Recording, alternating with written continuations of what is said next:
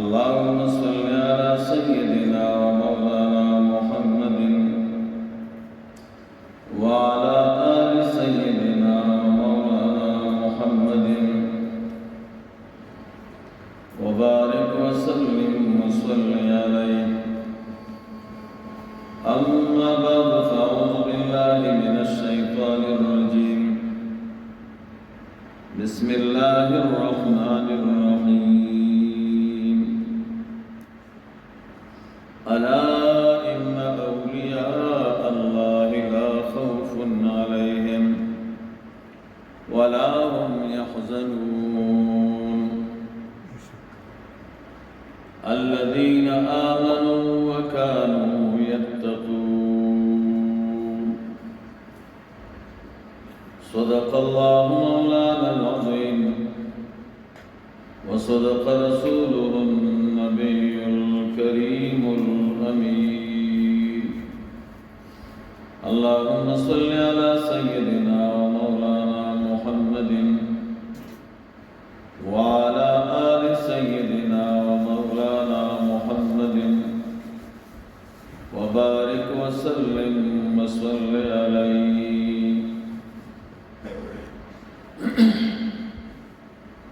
حضرت ملک سے مبارک دامت برکاتهم وفیوزاتهم علینا وعلیکم. د حکم او د اجازې نه بعد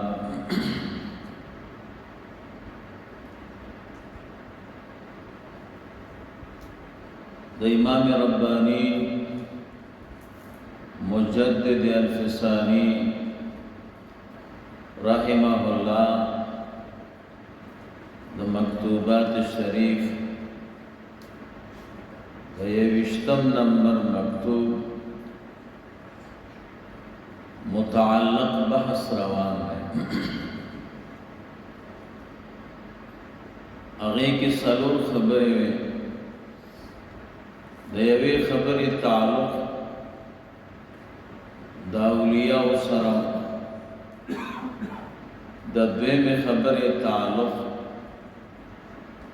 د اولیاء د مراتب سره، د درېمې خبرې تعلق هغه د نقشبندی مبارکه فضیلت او کمال خصوصیت په باقی طرق باندې. څلورم خبره د هغې تعلق د اسماء او د صفاتو د باری تعالی سره. امام ربانی رحمه الله ځای په ځای مکتوبات شریف کے بعد اسماء و صفات باندې بحث کوي. د اسماء و صفات متعلق با زدر تنن لنډ پنځه خبرې وکړم او دې باندې به اکتفا کوو. بیا قبل مکتوب شریف کے بحث پہ راغی بیا بساغی کی. اولنی خبره هغه بیان د وضع د اسم دی. یو شي ته چې نوم کې ښودلی شي عالم، د هغې مقصد څه او کوم شي ته اشاره. مونږ او تاسو که بیضاوی شریف مو ویلي، قاضی بیضاوی رحمه الله دې موضوع باندې یو قیمتي خبره کړې. هغه فرمایي هر شي ته چې نوم کېښودلی شو، دا نوم کېښودل دغه مسما په عزت او په کمال دلالت کوي. کوم شیونه چې هغه د عزت او د کمال والا نه هغه چې یادېږي نو په اسم جنس یادېږي. مونږ او تاسو وایو که نه والکه مچ در باندې کېناست، د خاص مچ جدا نوم نه وي.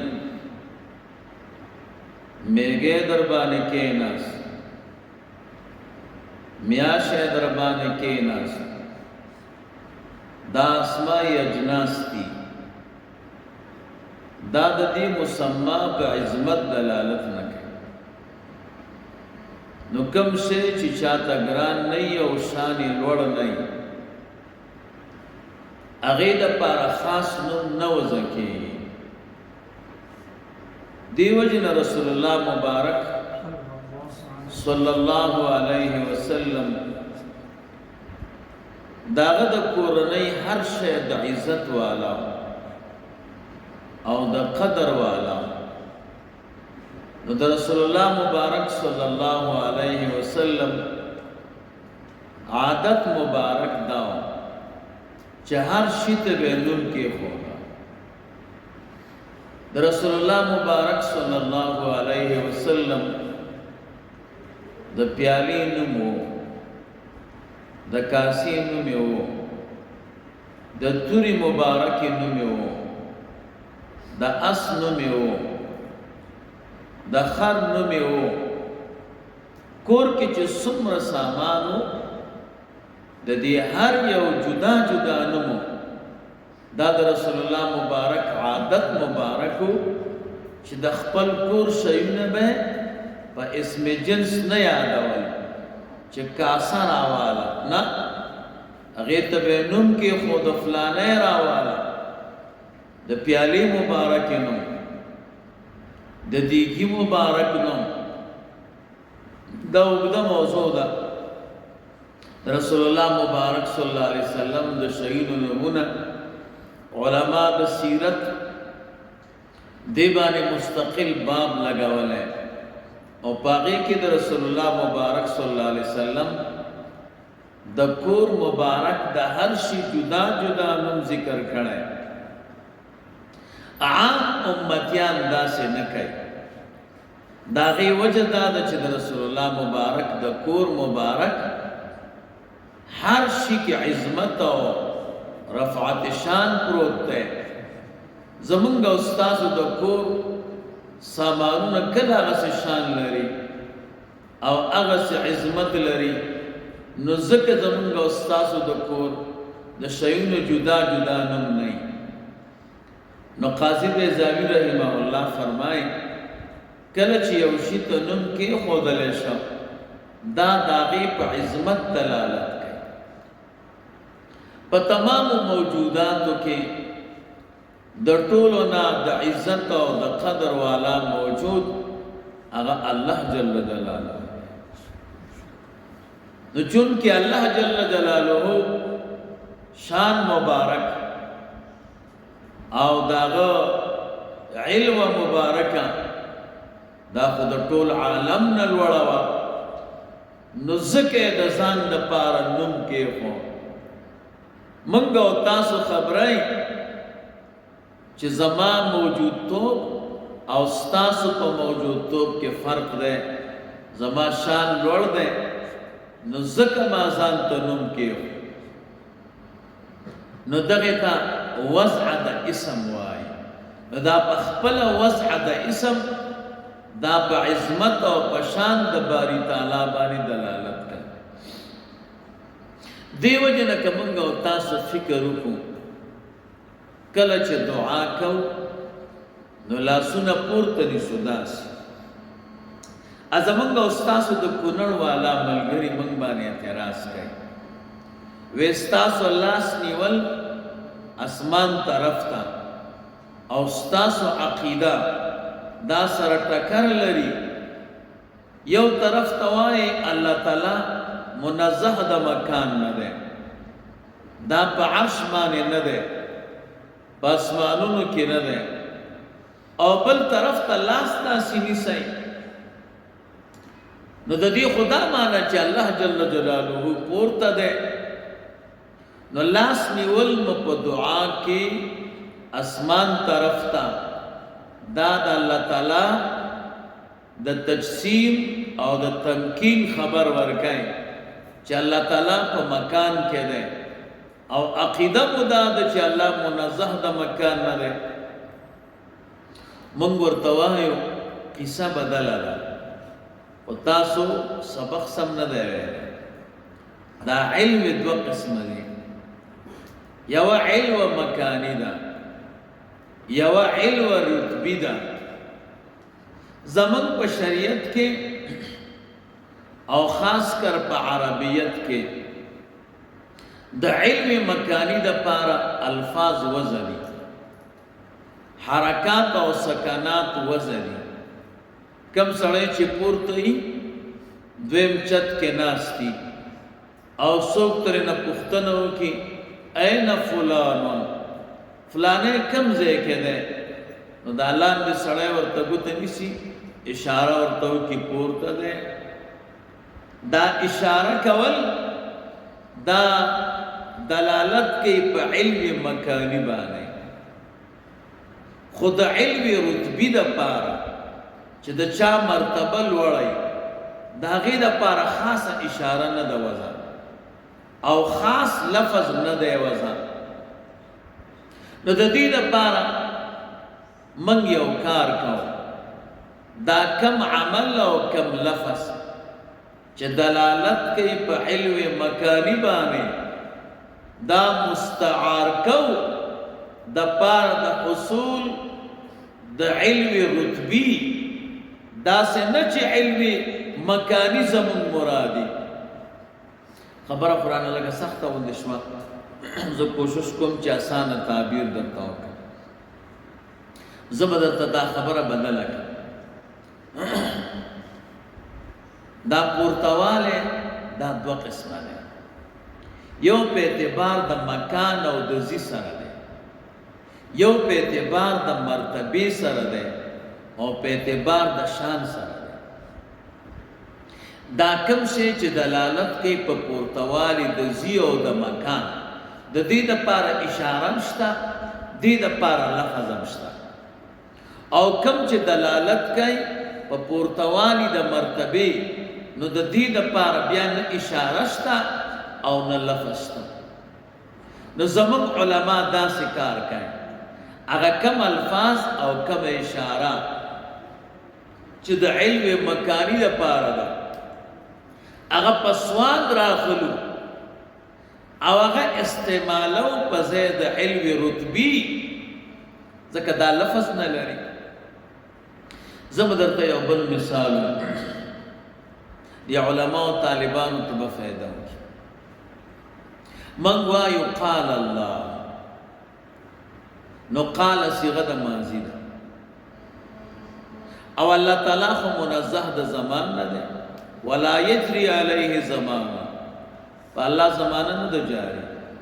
نو څنګه قال الله وایو؟ دلته هغه فعل کې زموږ مراد دی چې د زمانې نه خالی، خدا سے فعل په کلام د عربو کې نه دی وضع چې مجرد عن الزمانی، او دلته خو زمون داسې فعل پکار دی چې دلالت په زمانی نه کوي او خو نشته، ځکه د الله په ذات کې مستعمل شو.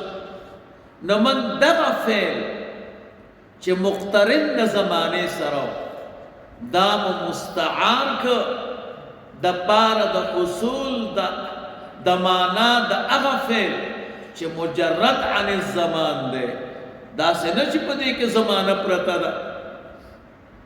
داسې موږ او تاسو وایو الله موجود دی، نه موجود خو صيغه د اسم مفعول ده، دا خو موجود غواړي.